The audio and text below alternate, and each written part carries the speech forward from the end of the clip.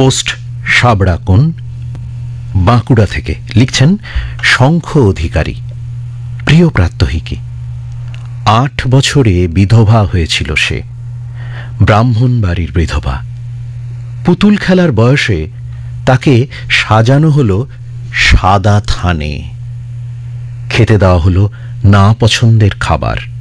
কি দোষে তার এই শাস্তি জানতেই পারেনি ঊনবিংশ শতাব্দীর এই 8 বছরের মেয়ে। তার বোধ ও বুদ্ধির আড়ালে কিভাবে তার জীবনে বিপর্যয় নেমে এলো জানতেই পারল না সে।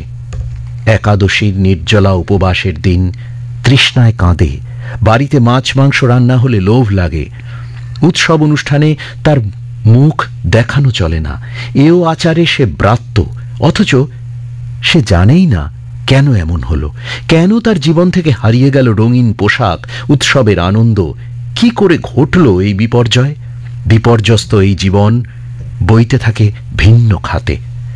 দিনের পর রাত আর রাতের পর দিন পেরোতে পেরোতে যখন বসন্তের হাওয়ায় ফুটে উঠল কৃষ্ণচূড়া, তখনও সেই মেয়েটি নিষেধের গণ্ডিতে বাঁধা।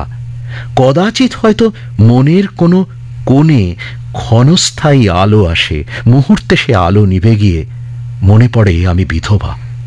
অবুঝ বয়সে এই বিপর্যয়ের ফল আজও তাকে বয়ে বেড়াতে হয়।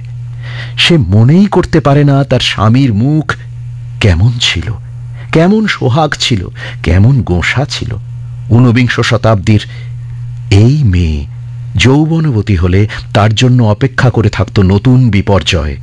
কখনো সে বিপদ উদ্ধত সমাজ বিরোধীদের সঙ্গে আসত, কখনো আসত ধর্মের ধ্বজাধারীদের থেকে। বিপর্যয় আর বিপর্যয়ের পর বিধ্বস্ত হতে হতে নত মুখে বাঁচতে হতো তাকে। আসলে এই বিপর্যয় শুধু সেই মেয়েটির নয়, এই বিপর্যয় ছিল একটা গোটা সময়ের বিপর্যয়।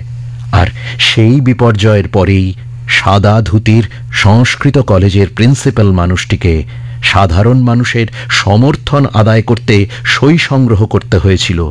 গোল টুপি পরা মানুষটি বেন্টিংকে বাধ্য করেছে আইন লিখতে। আগের সেই বিপর্যয় থেকে সময় পেরিয়েছে অনেকটা, কিন্তু আজও সেই মেয়েটার জন্য মিছিলে হাঁটতে হয়, প্রতিবাদে মুখর হতে হয়। ঊনবিংশ শতাব্দীর সেই মেয়েটির বিপর্যয়, চোখের জল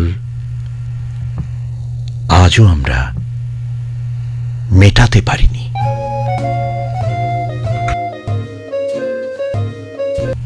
বাঁকুড়া থেকে লিখছেন শঙ্খ অধিকারী।